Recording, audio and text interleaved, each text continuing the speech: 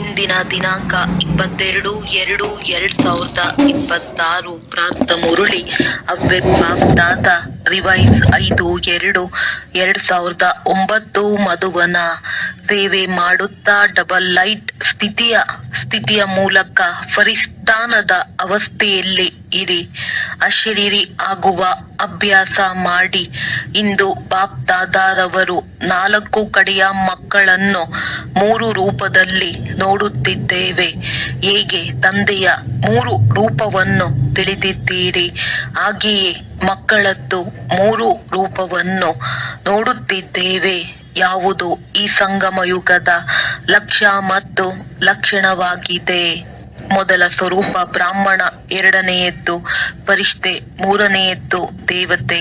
ಬ್ರಾಹ್ಮಣರಿಂದ ವರ್ತಮಾನ ಸಮಯ ಈಗ ವಿಶೇಷವಾಗಿ ಯಾವ ಲಕ್ಷ್ಯ ಅಥವಾ ಗುರಿ ಎದುರಿನಲ್ಲಿ ಇರುತ್ತದೆ? ಏಕೆಂದರೆ ಫರಿಷ್ಠೆಗಳಾಗದ ವಿನಃ ದೇವತೆಗಳಾಗಲು ಸಾಧ್ಯವಿಲ್ಲ. ವರ್ತಮಾನ ಸಮಯ ಮತ್ತು ಸ್ವಯಂನ ಪುರುಷಾರ್ಥದ ಪ್ರಮಾಣ. ಈಗ ಫರಿಷ್ಠೆ ಆಗುವ ಲಕ್ಷ್ಯವಿದೆ. ಸಂಗಮ ಯುಗದ ಸಂಪನ್ನ ಸ್ವರೂಪ ಫರಿಷ್ಠೆಗಳಿಂದ ದೇವತೆಗಳಾಗುವುದು. ಫರಿಷ್ಠೆಗಳ ಪರಿಭಾಷೆಯನ್ನು ತಿಳಿದಿದ್ದೀರಿ. ಫರಿಷ್ಠೆ ಅರ್ಥಾತ್ ಹಳೆಯ ಜಗತ್ತಿನ ಸಂಬಂಧ, ಸಂಸ್ಕಾರ, ಸಂಕಲ್ಪದಿಂದ ಹಗುರವಾಗಿದೆ. ಹಳೆಯ ಸಂಸ್ಕಾರ ಎಲ್ಲದರಲ್ಲಿ ಹಗುರವಾಗಿದೆ. ಕೇವಲ ತನ್ನ ಸಂಸ್ಕಾರ ಸ್ವಭಾವ ಸಂಸಾರದಲ್ಲಿ ಹಗುರತೆ ಅಲ್ಲ. ಆದರೆ ಫರಿಷ್ಠ ಅರ್ಥಾತ್ ಎಲ್ಲ ಬಂಧನದಲ್ಲಿ ಬರುತ್ತಾ ಸರ್ವರ ಸ್ವಭಾವ ಸಂಸ್ಕಾರದಲ್ಲಿ ಹಗುರತೆ. ಈ ಹಗುರತೆಯ ಲಕ್ಷಣವೇನು? ಆ ಫರಿಷ್ಠೆಯ ಆತ್ಮ ಸರ್ವರಿಗೂ ಪ್ರಿಯರಾಗಿರುತ್ತಾರೆ. ಕೆಲವರಿಗೆ ಪ್ರಿಯರಲ್ಲ, ಸರ್ವರಿಗೆ ಪ್ರಿಯರು. ಹೇಗೆ ತಂದೆ ಬ್ರಹ್ಮ ತಂದೆಯನ್ನು ಪ್ರತಿಯೊಬ್ಬರು ನನ್ನವರು ಎಂದು ತಿಳಿಯುತ್ತಾರೆ, ನನ್ನ ಬಾಬಾ ಎಂದು ಹೇಳುತ್ತಾರೆ. ಇಂತಹ ಫರಿಷ್ಠ ಅರ್ಥಾತ್ ಸರ್ವರಿಗೂ ಪ್ರಿಯರು. ಕೆಲವು ಮಕ್ಕಳು ಯೋಚಿಸುತ್ತಾರೆ, ಬ್ರಹ್ಮ ತಂದೆಯಾದರೆ ಬ್ರಹ್ಮ ಆಗಿದ್ದರು, ಆದರೆ ತಾವೆಲ್ಲರೂ ತಮ್ಮ ಸಮಾನ ಬ್ರಾಹ್ಮಣ ಆತ್ಮರಲ್ಲಿ ತಮ್ಮೆಲ್ಲರ ಪ್ರಿಯ ದಾದಿಯನ್ನು ನೋಡಿದ್ದೀರಿ. ಯಾರನ್ನು ಎಲ್ಲರೂ ಪ್ರೀತಿಯಿಂದ ನನ್ನ ದಾದಿ ಎಂದು ಅನುಭವ ಮಾಡುತ್ತಿದ್ದೀರಿ. ಎಲ್ಲಾ ಪ್ರಕಾರದ ಸ್ವಭಾವ ಸಂಸ್ಕಾರ ಮತ್ತು ಈ ಹಳೆಯ ಜಗತ್ತಿನಲ್ಲಿ ಇರುತ್ತಾ ಭಿನ್ನ ಮತ್ತು ಪ್ರಿಯರಾಗಿದ್ದರು. ಪ್ರತಿಯೊಬ್ಬರೂ ಅಧಿಕಾರದಿಂದ ನನ್ನ ದಾದಿ ಎಂದು ಹೇಳುತ್ತಾರೆ ಅಂದಾಗ ಇದರ ಕಾರಣವೇನು? ಸ್ವಯಂನ ಸ್ವಭಾವ ಮತ್ತು ಸಂಸ್ಕಾರದಲ್ಲಿ ಹಗುರರಾಗಿದ್ದರು. ಎಲ್ಲರಿಗೂ ನನ್ನವರು ಎಂಬ ಅನುಭವವನ್ನು ಮಾಡಿಸಿದ್ದರು ಅಂದಾಗ ಉದಾಹರಣೆ ಆಗಿಬಿಟ್ಟರು. ಜಗದಂಬಾರವರನ್ನು ಸಹ ನೋಡಿದ್ದೀರಿ. ಆದರೆ ಕೆಲವರು ಅವರಾದರೆ ಜಗದಾಂಬೆ ಆಗಿದ್ದರು ಎಂದು ತಿಳಿಯುತ್ತಾರೆ. ಆದರೆ ದಾದಿ ತಾವು ಬ್ರಾಹ್ಮಣ ಪರಿವಾರದಲ್ಲಿ ಜೊತೆಗಾರರಾಗಿದ್ದರು. ಅವರ ಮುಖದಿಂದ ಸದಾ ಪುರುಷಾರ್ಥದ ಬಗ್ಗೆ ತಿಳಿಯುತ್ತಾ ಮತ್ತು ಕೇಳುತ್ತಾ ಈಗ ಕರ್ಮಾತೀತರಾಗಬೇಕು ಎಂಬುದು ಒಂದೇ ಶಬ್ದ ಅವರದ್ದಾಗಿತ್ತು. ಕರ್ಮಾತೀತರಾಗುವ ಲಗನ್ನಿನಲ್ಲಿ ಅನ್ಯರಿಗೂ ಸಹ ಇದೇ ಶಬ್ದವನ್ನು ಮತ್ತೆ ಮತ್ತೆ ನೆನಪಿಸುತ್ತಿದ್ದರು. ಈಗ ಪ್ರತಿಯೊಬ್ಬ ಬ್ರಾಹ್ಮಣರ ಲಕ್ಷ್ಯ ಮತ್ತು ಲಕ್ಷಣ ವಿಶೇಷವಾಗಿ ಇದೇ ಇರಬೇಕು. ಇದೇ ಇದ್ದೀರಿ. ಆದರೆ ನಂಬರ್ ವಾರ್ ಈಗ ಫರಿಷ್ಠೆಗಳು ಆಗಲೇಬೇಕು ಎಂಬ ಇದೇ ಲಗನ್ ಇರಲಿ. ಫರಿಷ್ಠ ಅರ್ಥಾತ್ ಈ ದೇಹ ಸಾಕಾರ ದೇಹದಿಂದ ಭಿನ್ನ ಸದಾ ಬೆಳಕಿನ ದೇಹಧಾರಿಗಳು. ಫರಿಷ್ಠ ಅರ್ಥಾತ್ ಈ ಕರ್ಮೇಂದ್ರಿಯಗಳಿಗೆ ರಾಜ. ಬಾಪ್ ದಾದಾರವರು ಮೊದಲು ಸಹ ತಿಳಿಸಿದ್ದರು, ಇಡೀ ಸೃಷ್ಟಿ ಚಕ್ರದ ಒಳಗೆ ಒಬ್ಬರೇ ಬಾಪ್ ದಾದಾ.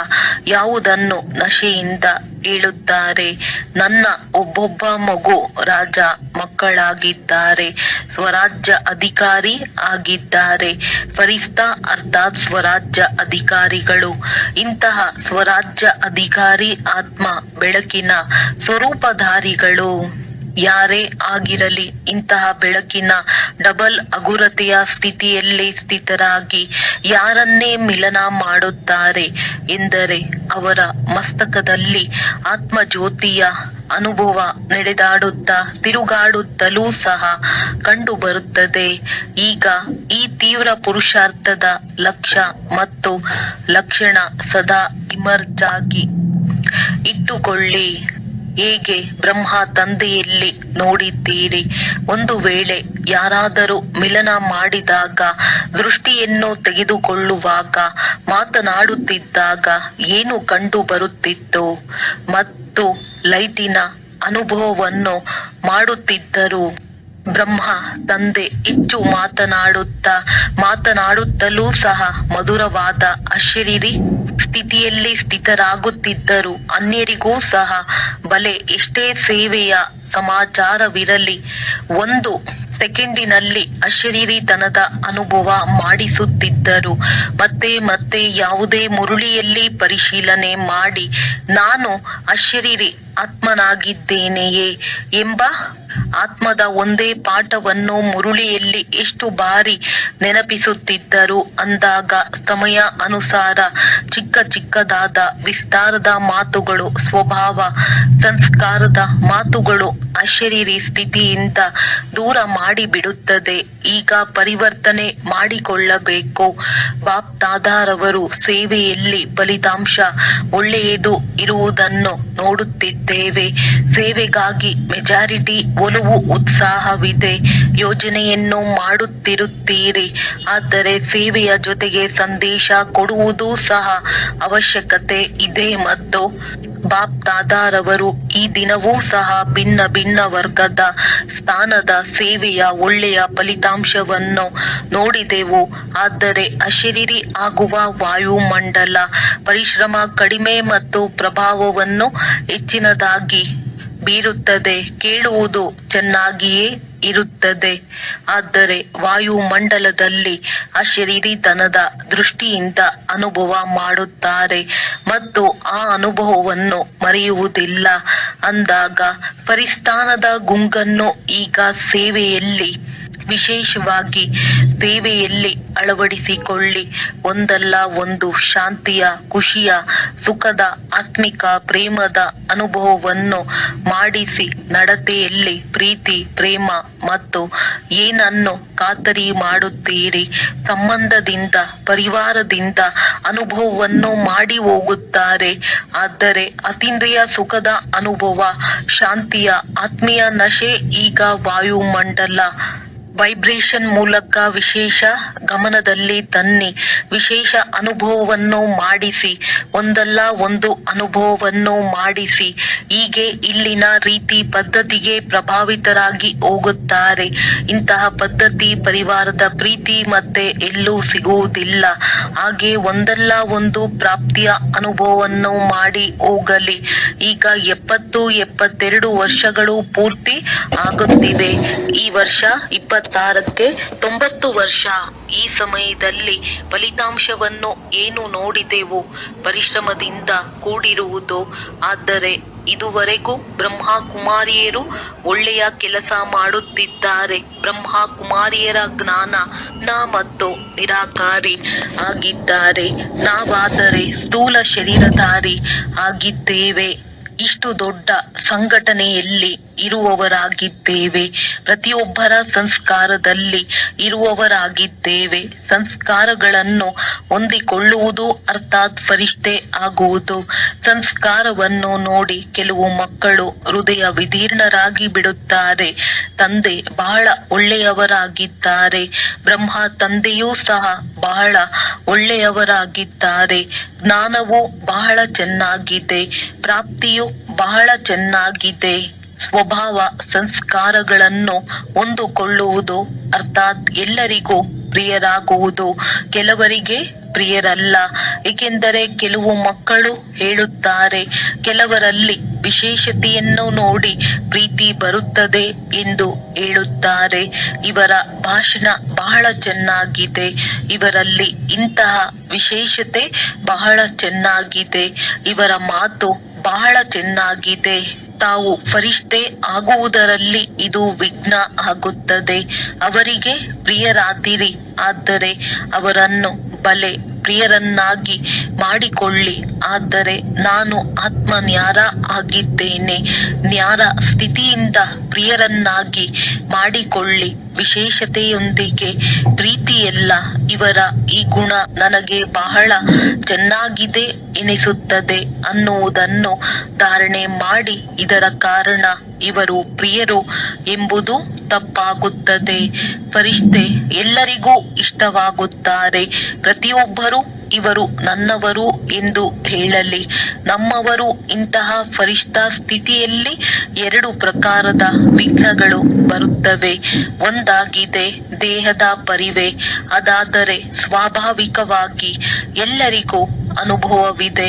63 ಜನ್ಮಗಳ ಪದೇ ಪದೇ ಆ ದೇಹದ ಪರಿವೆ ಪ್ರಕಟವಾಗುತ್ತಿರುತ್ತದೆ. ಮತ್ತೊಂದು ದೇಹದ ಅಭಿಮಾನ. ದೇಹದ ಪರಿವೆ ಮತ್ತು ದೇಹದ ಅಭಿಮಾನ ಜ್ಞಾನದಲ್ಲಿ ಎಷ್ಟು ಮುಂದೆ ಹೋಗುತ್ತಿರುತ್ತೀರೋ ಸ್ವಯಂ ಪ್ರತಿಯೂ ಸಹ ಕೆಲವೊಮ್ಮೆ ದೇಹಾಭಿಮಾನ ಬಂದು ಬಿಡುತ್ತದೆ. ಆ ಅಭಿಮಾನ ಕೆಳಗೆ ಬೀಳಿಸುತ್ತದೆ. ದೇಹ ಅಭಿಮಾನ ಏನು ಬರುತ್ತದೆ, ಏನೆಲ್ಲ ವಿಶೇಷತೆಗಳಿರುತ್ತವೆ ಎಲ್ಲವೇ ಆ ವಿಶೇಷತೆಯ ಕಾರಣ ಅಭಿಮಾನವಿರುತ್ತದೆ. ನಾನೇನು ಕಡಿಮೆಯೇ, ನನ್ನ ಭಾಷಣ ಎಲ್ಲರಿಗೂ ಇಷ್ಟವೆನಿಸುತ್ತದೆ, ನನ್ನ ಸೇವೆಯ ಪ್ರಭಾವ ಬೀರುತ್ತದೆ. ಯಾವುದೇ ಕಲೆ ನನ್ನ ಸಂಭಾಲನೆ ಮಾಡುವ ರೀತಿ ಹ್ಯಾಂಡಲಿಂಗ್ ಬಹಳ ಚೆನ್ನಾಗಿದೆ. ನಾನು ಕೋರ್ಸ್ ಕೊಡುವುದು ಬಹಳ ಚೆನ್ನಾಗಿದೆ. ಒಂದಲ್ಲ ಒಂದು ಜ್ಞಾನದಲ್ಲಿ ಮುಂದೆ ಹೋಗಲು, ಸೇವೆಯಲ್ಲಿ ಮುಂದೆ ಹೋಗಲು ಈ ಅಭಿಮಾನ ತನ್ನ ಪ್ರತಿಯೂ ಸಹ ಬರುತ್ತದೆ. ಮತ್ತು ಅನ್ಯರ ಗುಣ ಅಥವಾ ಕಲೆ ಅಥವಾ ವಿಶೇಷತೆಗಳ ಪ್ರತಿಯೂ ಸಹ ಪ್ರಿಯರಾಗಿ ಬಿಡುತ್ತಾರೆ. ಆದರೆ ಯಾರು ನೆನಪಿಗೆ ಬರುತ್ತಾರೆ? ದೇಹಾಭಿಮಾನ ನೆನಪಿಗೆ ಬರುತ್ತದೆ. ಇಂಥವರ ಬುದ್ಧಿ ಬಹಳ ಚೆನ್ನಾಗಿದೆ, ನನ್ನ ಹ್ಯಾಂಡಲಿಂಗ್ ಬಹಳ ಚೆನ್ನಾಗಿದೆ. ಈ ಅಭಿಮಾನ ಸೇವೆ ಅಥವಾ ಪುರುಷಾರ್ಥದಲ್ಲಿ ಮುಂದೆ ಹೋಗುವವರಿಗೆ ಅಭಿಮಾನದ ರೂಪದಲ್ಲಿ ಬರುತ್ತದೆ.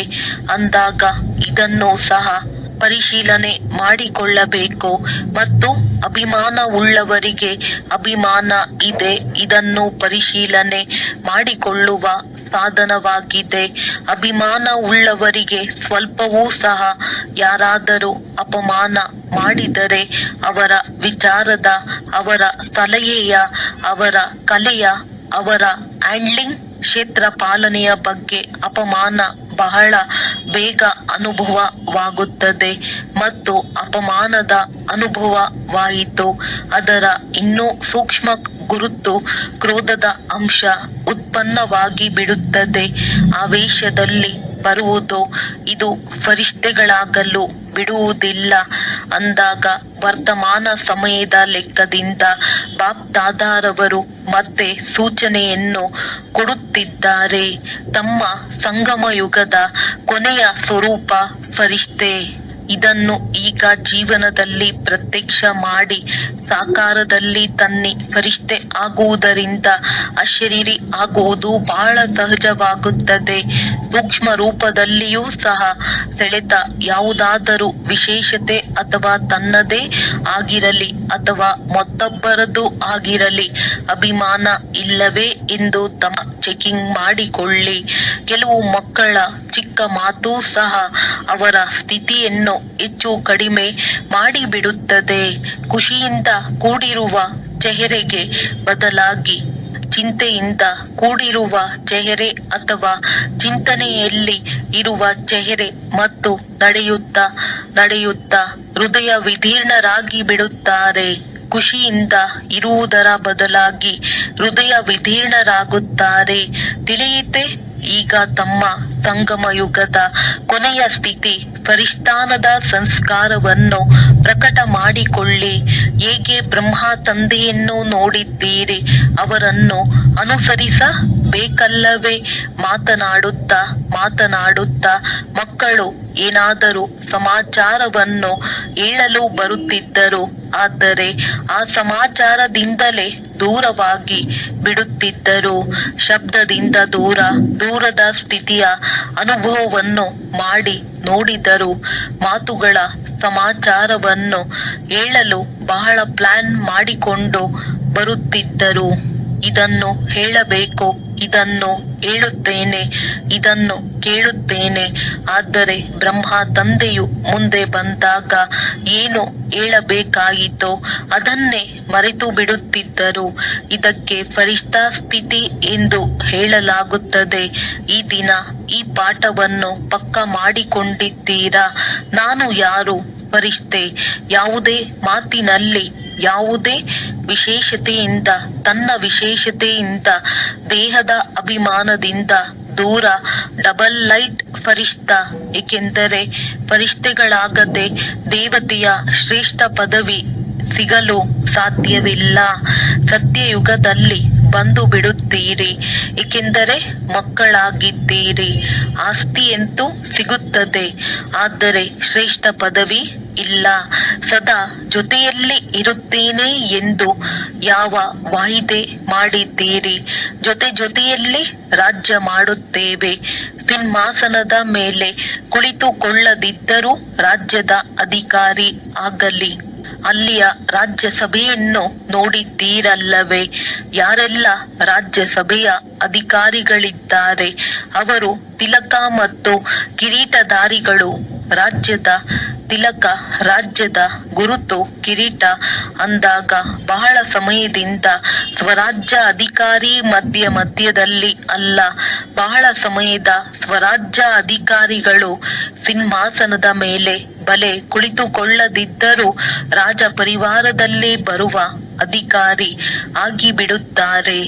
ಒಳ್ಳೆಯದು. ಯಾರು ಮೊದಲು ಬಾರಿ ಬಂದಿದ್ದೀರಿ ಅವರು ಎದ್ದು ನಿಲ್ಲಿರಿ. ಒಳ್ಳೆಯದು. 3-4 ಸಭೆ ಎದ್ದು ನಿಂತಿದ್ದು. ಇಂದು ಯಾರೆಲ್ಲ ಮೊದಲನೇ ಬಾರಿ ಬಂದಿದ್ದೀರಿ ಅವರೆಲ್ಲರಿಗೂ ತಂದೆಯನ್ನು ಸಾಕಾರದಲ್ಲಿ ವಿಲನ ಮಾಡುವ ಮೊದಲನೆಯ ಬಾರಿಯ ಜನ್ಮದಿನದ ಶುಭಾಶಯಗಳು. ಬಾಪ್ ದಾದಾರವರ ಬಂದಿರುವಂತಹ ಎಲ್ಲ ಮಕ್ಕಳಿಗೆ ಇದೇ ವರದಾನವಿದೆ. ಬನ್ನಿ, ಬರಲಿ. ಟೂಲೇಟಿನ ಸಮಯವಿದೆ. ಆದರೆ ಹೊಸದಾಗಿ ಬಂದಿರುವ ಮಕ್ಕಳ ಪ್ರತಿ ಒಂದು ವಿಶೇಷ ವರದಾನವಿದೆ. ನಾವು ಹೇಗೆ ಮುಂದೆ ಹೋಗಲು ಸಾಧ್ಯವಿದೆ ಎಂಬ ಸಂಕಲ್ಪವನ್ನು ಎಂದೂ ಸಹ ಮಾಡಬಾರದು. ಈಗ ತಡವಾಗಿ ಬಂದಿದ್ದೀರಿ, ಆದರೆ ಅತಿ ತಡವಾಗಿ ಬಂದಿಲ್ಲ.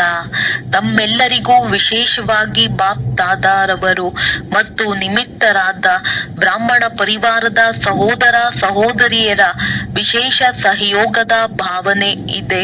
ಒಂದು ವೇಳೆ ತಾವು ಸ್ವಲ್ಪ ಸಮಯದ ಒಂದೊಂದು ಸೆಕೆಂಡ್ ಅನ್ನು ಸಫಲ ಮಾಡಿಕೊಳ್ಳುವುದಿದ್ದರೆ, ಏಕೆಂದರೆ ಸ್ವಲ್ಪ ಸಮಯದಲ್ಲಿ ಬಹಳಷ್ಟು ಪಡೆಯಬಹುದು. ಒಂದು ಸೆಕೆಂಡನ್ನೂ ಸಹ ವ್ಯರ್ಥವಾಗಿ ಕಳೆಯಬಾರದು. ಕರ್ಮಯೋಗಿ ಆಗಿ ನಡೆಯಬೇಕು. ಕರ್ಮ ಬಿಡಬಾರದು. ಆದರೆ ಕರ್ಮದಲ್ಲಿ ಯೋಗವನ್ನು ಜೋಡಿಸುತ್ತಾ ಕರ್ಮ ಮತ್ತು ಯೋಗದ ಬ್ಯಾಲೆನ್ಸ್ ಇಟ್ಟುಕೊಳ್ಳಬೇಕು. ಬ್ಯಾಲೆನ್ಸ್ ಇಟ್ಟುಕೊಳ್ಳುವವರಿಗೆ ಹೆಚ್ಚಿನ ಆಶೀರ್ವಾದ ಸಿಗುತ್ತದೆ. ಯಾರೆಲ್ಲ ತಡವಾಗಿ ಬಂದಿದ್ದೀರಿ, ಆನಂತರ ಟೂಲೇಟ್ ಆಗುವುದಿದೆ. ತಮಗೆ ಅವಕಾಶವಿದೆ. ಸ್ವಲ್ಪ ಸಮಯದಲ್ಲಿ ಬಹಳ ಪುರುಷಾರ್ಥವನ್ನು ಮಾಡಲು ಸಾಧ್ಯವಿದೆ. ಬಾಪ್ ದಾದಾ ಸಾಹಸವಂತ ಮಕ್ಕಳಿಗೆ ತಂದೆಯ ಸಹಾಯ ಇದ್ದೇ ಇದೆ ಎಂದು ವರದಾನವನ್ನು ಕೊಡುತ್ತೇವೆ ಅಂದಾಗ ಎಲ್ಲರಿಗೆ, ಎಲ್ಲಾ ಕಡೆ ಇರುವ ಮಕ್ಕಳಿಗೆ ಬಾಪ್ ದಾದಾರವರ ಹೃದಯದ ಆಶೀರ್ವಾದಗಳು ಹಾಗೂ ಪದಮಾಗುಣ ಶುಭಾಶಯಗಳು. ಯಾರು ಶಿವರಾತ್ರಿ ಎಂದು ತಮ್ಮ ಸೇವೆಯಲ್ಲಿ ಇರುತ್ತಾರೆ ಅವರಿಗೆ ಈಗಿನಿಂದಲೇ ಶಿವರಾತ್ರಿಯ ತಮ್ಮ ಜನ್ಮದಿನದ ಆಶೀರ್ವಾದಗಳು ಹಾಗೂ ಶುಭಾಶಯಗಳನ್ನು ಕೊಡುತ್ತಿದ್ದೇವೆ. ಅಥವಾ ಏನು ಪತ್ರ, ಇಮೇಲ್ ಕಳುಹಿಸುತ್ತೀರಿ ಅವರದ್ದು ಸೆಕೆಂಡಿಗಿಂತಲೂ ಕಡಿಮೆ ಸಮಯದಲ್ಲಿ ಬಾಪ್ ದಾದಾರವರ ಬಳಿ ಬಂದು ತಲುಪಿ ಬಿಡುತ್ತದೆ. ಅವರಿಗೂ ಸಹ ಮತ್ತೆ ಬಾಪ್ ದಾದಾರವರ ಬಾಯಾರಿರುವ ಆತ್ಮಗಳು ಬಂಧನದಲ್ಲಿರುವವರು ಯಾರು ಪೆಟ್ಟನ್ನೂ ಸಹ ಕೊರಳಿನ ಹಾರವನ್ನಾಗಿ ಮಾಡಿಕೊಂಡು ಬಿಡುತ್ತಾರೆ. ಅಂತಹ ಆತ್ಮಗಳಿಗೂ ಸಹ ನೆನಪು, ಪ್ರೀತಿ ಮತ್ತು ಹೊಸ ಹೊಸ ಸ್ನೇಹಿ ಆತ್ಮಗಳು ಯಾರು ಈಗ ಬರುತ್ತಿದ್ದಾರೆ ಆದರೆ ಕಡಿಮೆ ಇದ್ದಾರೆ. ಸ್ನೇಹಿ ಹಾಗೂ ಸಹಯೋಗಿ ಡಬಲ್ ಆಗಿರಬೇಕು ಅಂದಾಗ ಎಲ್ಲಾ ಕಡೆಯ ಎಲ್ಲ ಯುವಕರು, ವೃದ್ಧರು, ಮಕ್ಕಳು, ಮಾತೆಯರು, ಪಾಂಡವರು ಎಲ್ಲರಿಗೆ ಮುಂಚಿತವಾಗಿ ತಮ್ಮ ಹಾಗೂ ತಂದೆಯ ಜನ್ಮದಿನದ ಶುಭಾಶಯಗಳು. ಒಳ್ಳೆಯದು. ವರದಾನ: ಸಾಕಾರ ಹಾಗೂ ನಿರಾಕಾರ ತಂದೆಯ ಜೊತೆಯ ಮೂಲಕ ಪ್ರತಿಯೊಂದು ಸಂಕಲ್ಪದಲ್ಲಿ ವಿಜಯಿಯಾಗುವಂತಹ ಸದಾ ಸಫಲತಾ ಮೂರ್ತಿ ಭವ. ಹೇಗೆ ನಿರಾಕಾರ ಆತ್ಮ ಮತ್ತು ಸಾಕಾರ ಶರೀರ ಎರಡರ ಸಂಬಂಧದಿಂದ ಪ್ರತಿಯೊಂದು ಕಾರ್ಯವನ್ನು ಮಾಡಬಹುದು, ಅದೇ ರೀತಿ ಪ್ರತಿಯೊಂದು ಕರ್ಮ ಅಥವಾ ಸಂಕಲ್ಪವನ್ನು ನಿರಾಕಾರ ಹಾಗೂ ಸಾಕಾರ ತಂದೆ ಇಬ್ಬರನ್ನು ಜೊತೆ ಅಥವಾ ಸನ್ಮುಖದಲ್ಲಿ ಇಟ್ಟುಕೊಳ್ಳುತ್ತಾ ಮಾಡುತ್ತೀರೆಂದರೆ ಸಫಲತಾ ಮೂರ್ತಿ ಆಗಿಬಿಡುವಿರಿ.